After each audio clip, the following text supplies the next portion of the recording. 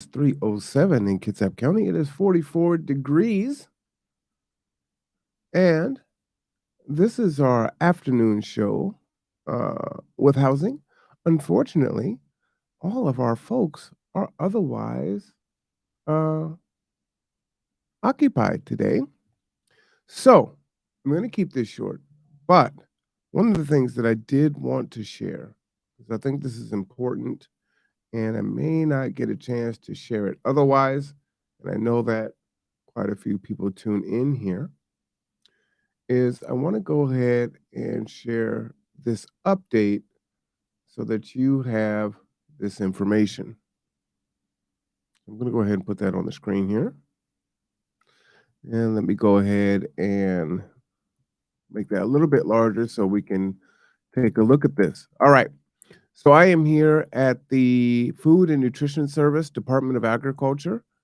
So I didn't want to go to a news outlet, but I wanted to go right to the source. And the link is there if you want to go to the website. And so this is in regards to changes to the SNAP benefits in 2023, the amounts. There are several changes that may affect SNAP household benefits amounts over the covering months. The temporary boost to SNAP benefits put in place during COVID-19 pandemic, known as emergency allotments, will end nationwide after the February 2023 issuance. In addition, households that receive SNAP and Social Security benefits will see a decrease in their SNAP benefits because of the significant cost of living increase to the Social Security benefits that took effect on January 2023. More details on these changes can be found in the recent changes to SNAP benefits infographic. So I'll go ahead and click on that here in a second. This page will be updated as additional information and resources become available. Now, I know that this is very frustrating for a lot of people, especially if you are having these Social Security benefits. And the whole thing is, hey, look, we're already not at a livable wage, right? My Social Security benefits don't cover all of my necessities. And so, because I got an increase here and you decrease my food stamps, I'm not making any gains, right? Yeah, I may actually be going down even further. So, I know this is horrible news for a lot of people. I was reporting that this was going to happen in December and then in January, but now it is official, right? In states where emergency allotments have already ended, included Alaska, Arizona, Arkansas, Florida, Georgia, Idaho, Indiana, Iowa, Kentucky, Mississippi, Missouri, Montana, Nebraska, North and South Dakota, Tennessee, and Wyoming. So we are not the first. We're like almost dead set in the, well, maybe the upper third, right? Because that's like 1, 2, 3, 4, 5, 6, 7, 8, 9, 10, 11, 12, 13, 14, 15, 16, 17 states. So we would be like the 18th state out of 50. SNAP households that also receive Social Security benefits may see a decrease in January 2023 because of their higher Social Security benefit. In February 2023, SNAP benefit amounts returned to normal for all SNAP households in South Carolina, households that also receive Social Security. The remaining 32, DC, Guam, and the U.S. Virgin Islands, will still be providing emergency allotments. March 2023, SNAP benefit amounts returned to normal for all SNAP households. For households that receive Social Security, their SNAP benefits may decrease because of their higher Social Security benefit. Okay. So I do want you to know this. This is important. This is definitely going to impact you. I know there's a lot of uncertainty as these programs are all sunsetting in and around the same time, right? So, um, eviction assistance and some of the other programs that were in place are sunsetting. You know, folks can be evicted again. So those are all very concerning. And then when you couple that with, hey, my food benefits are going down. What am I going to do? All of these things can be very stressful.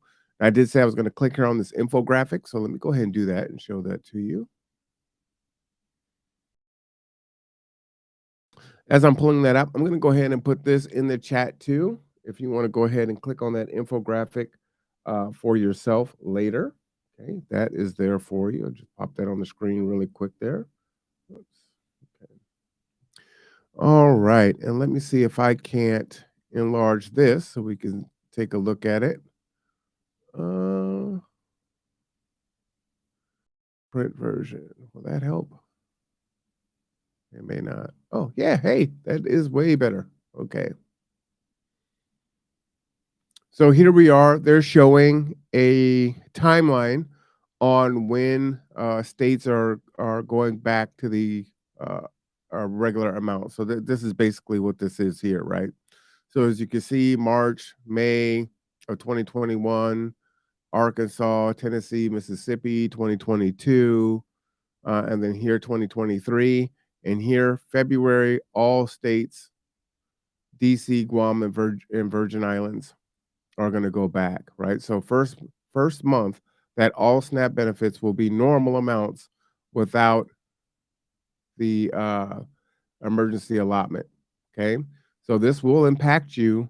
For those of you that are probably receiving your SNAP benefits on the 7th, between the 7th and the 10th, or whenever that kind of first batch of SNAP benefits is released, it is going to be a shocker if you're not prepared for it. So please share this information out so that your friends and family are not caught unaware. My hope is that they may have sent something through the cards to let people know that this was happening. And so you already know that it is coming.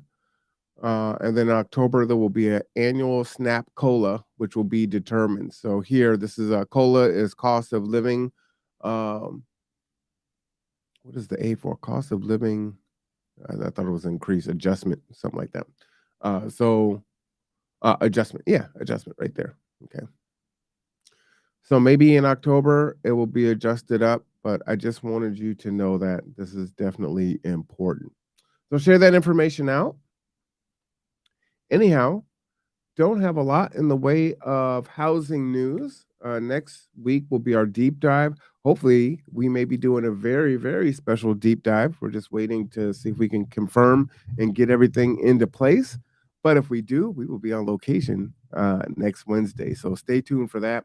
And of course, the third Wednesday is the Kitsap Housing and Homeless Coalition meeting, where we will be at the Norm Dix building from 2 to 4.